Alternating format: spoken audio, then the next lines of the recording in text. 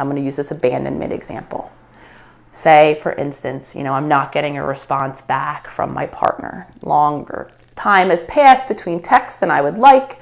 So my mind starts spinning a story of, oh, it's because she's abandoning me in this moment. And that's what's causing that reaction.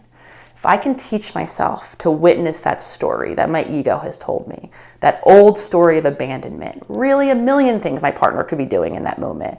Maybe she's busy, maybe she's in a meeting, maybe she's taking a bath, maybe she's sleeping.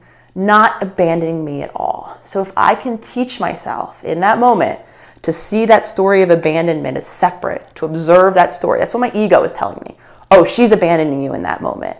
That's why I'm feeling hurt, devastated, angry, whatever I might be feeling.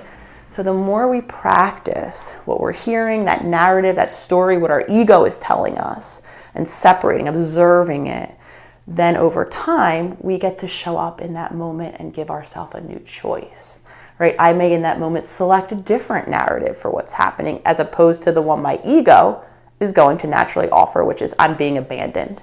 I can now practice saying, okay, ego, thank you. I appreciate your attempt at protecting me in this moment, but in reality, my partner's not abandoning me. In reality, a million other things are probably happening in her world, and now I may choose to respond in a new way. Again, caveat here as all things, practice. This doesn't happen overnight.